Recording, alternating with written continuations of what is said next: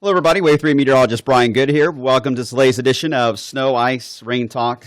Not sure what you would like to actually call it there. Before, though, I do actually get into the blog, I'm going to get into a soapbox here, so bear with me.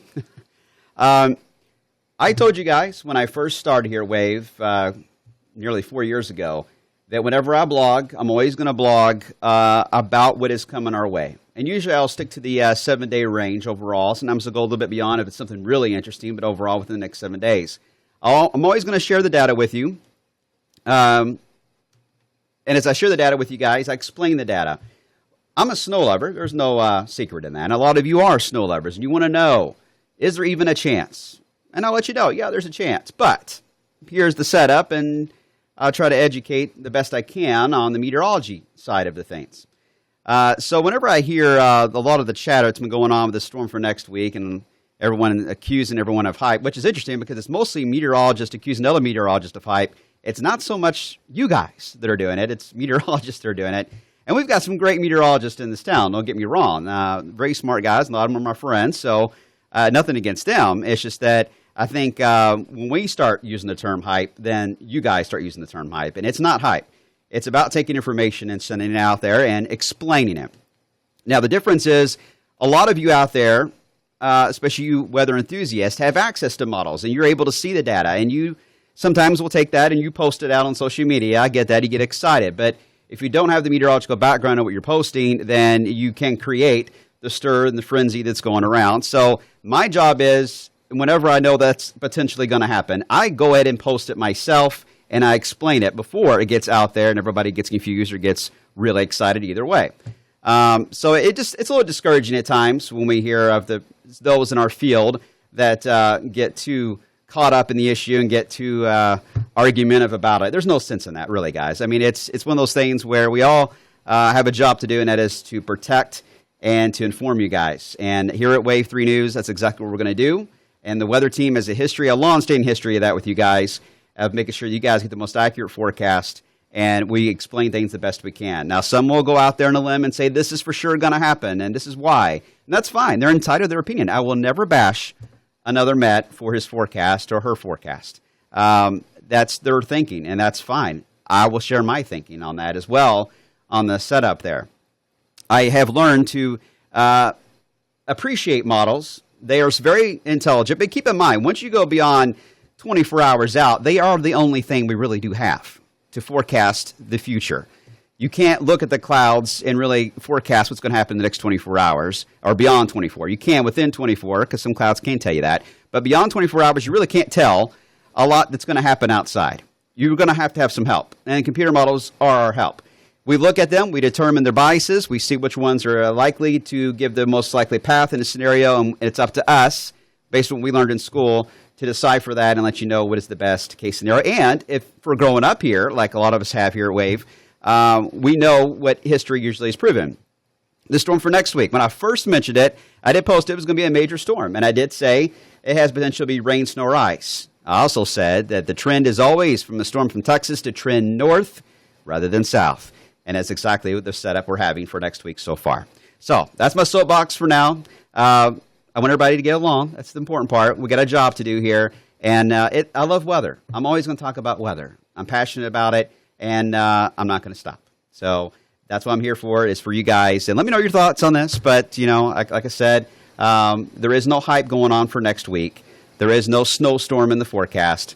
We have a storm of interest. And before that even arrives here, we have other things to talk about as well. Let me start you on that. First off, this finally warmed up above freezing, and we've got some clouds thinning out over the area, so a little bit of sunshine will help guarantee that temperature later on today into the mid-upper 30s. 33 right now. It's above freezing, so that snow will melt a little bit, but the ground is pretty cold outside here at the moment. All right, let's break down Futurecast here. I'm going to take this in hourly blocks here, and later on tonight, we'll drop down to the 20s. It's showing a band of snow. I really think a lot of that may not even reach the ground off to our north on Friday morning. We'll keep an eye on it. Friday afternoon, some clouds roll in. Temperatures back around 40. It's going to be Friday night. We may see a little bit of sleet around Seymour and Bedford, but I think overall it's going to be rain as we head into Saturday. In fact, by Saturday afternoon, we could have some breaks in the cloud cover. And see these 56-degree temperatures? I would not rule that out even further north into Louisville. We could get well into the 50s, and areas to the south may get very close to 60 as we head into Saturday afternoon. This is a decent south flow coming in, so I wouldn't rule it out. And a band of rain will set up, and if it's across Indiana, it's going to be a cold, chilly rain and locally heavy in a few spots. But notice the sleet, or at least the mixed precip showing up here on the back edge. That does try to work its way in here as we head into Saturday night and early on Sunday. It's a quick shut-off of the moisture. I do think that the cold air will at least catch up with it for maybe about a 30-minute period. You may see some snowflakes, sleet, or even a little bit of freezing rain, depending on the surface temperature at that time. Right now, forecast to be 33, so likely to be more sleet, if anything at all. Again, very brief, moves out of here pretty fast, and then it's over. Now, that is the system as we head into Friday night and then through Saturday night and early Sunday. Now, I want to show you that system again on the NAM model, and you'll see it blast on through here. Notice the rain again, mainly to the north. That's where the snow will be as well. The rain moves on through. You see that mixed line that approaches us as we enter early on Sunday. But then look at the new feature that is showing up here. Another low is developing across Louisiana with a band of snow. Now, it's showing several inches of snow in northern Arkansas, and that may happen because these are the Ozarks. They're higher in elevation. You can get a decent amount of snow because of their height up in the sky, so that's why it's likely to show several inches. Now, the model stops here. It can only see out this far of the NAM, but the Canadian is also matching the NAM so far and does streak out the snow more in a path of this fashion for southern Kentucky and northern Tennessee. So from Louisville down to Tennessee border, there could be some light accumulating snow as we into Sunday night and early on Monday. Doesn't look to be a lot, just a very light amount depending on temperatures, but I wouldn't rule that out, a burst of accumulating snow here for Sunday night. And again, right now, that's not even the forecast. This is the latest trend. You see how the models do keep changing here as we head through time. The system for later in the week, I think, will take shape in the Texas Panhandle area and heading out to deep Texas, in fact, as we head into Monday evening. By Tuesday, it rolls on out in the Plain States. Now, at this time, we're going to already see a south flow develop as we head into Tuesday, and that low will then move right over areas of Memphis, it looks like, as we head into Tuesday midday. We may see it briefly start off as some freezing rain, depending on temperatures early in the day. It's hard to pinpoint that. We're watching it, but watch what happens throughout the day.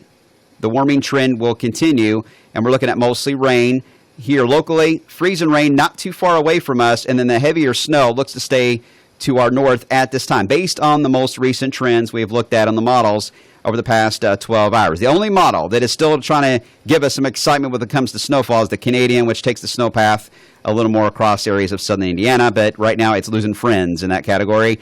As I said before, the low, if it wraps up too strong, the trend is always for it to go north more than it would east. And that's just based on the idea of the Coriolis effect that's more likely to do that. So, what is interesting here on Tuesday and Wednesday with the heavy rain potential is the ground's frozen. So if we get a couple inches of rain, we could have some flash flooding potential, but it looks to be a very cold rain. Right now, the models are forecasting temperatures around 35 degrees in Louisville, and then you head to southern Kentucky and maybe close to 60. Very tight temperature gradient between Louisville and southern Kentucky as we head into the storm. So we got to watch that carefully. And then the freeze and rain obviously would not be that far away either. So it is worth mentioning, and it should always be mentioned, that the storm track is not in stone, and any deviation, even a slight jog into eastern Kentucky here, could bring that frozen precip area closer to Louisville. Even more of a jog would bring the snow in here, but right now the chances are that this is going to be the main path right now that it's going to take as we head into Tuesday and Wednesday. And there is another storm after that looks to dig a little bit further to the south by the end of the week that we will have to watch. But that's beyond the 7-day period, so we won't bother that for right now, and we'll discuss that once we get a little closer. The reason why I talk about the little systems before, because keep in mind, one system usually affects another. So these systems over the weekend, any deviation in this or any adjustments in their strength and how they impact snowpack, even if they put down the snowpack across the Ozarks in Kentucky, that could seriously change some things up a little bit here for next week. So nothing is in stone. Models are just for guidance and help for us. But the trend tells us rain is more likely for later next week. Ice not far away, so does bear watching. I don't seem angry to you. I'm not angry. I'm just trying to make my point out today that I'm here for you guys, and I'm always going to talk about the weather as much as I can. And don't worry about the naysayers. No, you guys have your own strong opinions, and I appreciate constructive criticism. I can take it. I'm used to it. But it's also important everybody understands where I'm coming from on this, because I don't talk about that a whole lot. So I want to take an opportunity to make sure that everybody's clear on that. So let's have fun. It's weather. All right, it's not the end of the world. All right, let's have fun with this, and I'll do my best to do more posts, and we'll learn some things together, and I'll teach you guys some stuff too as we go through time here for you weather enthusiasts. All right, have a good rest of the day. Enjoy temperatures above freezing.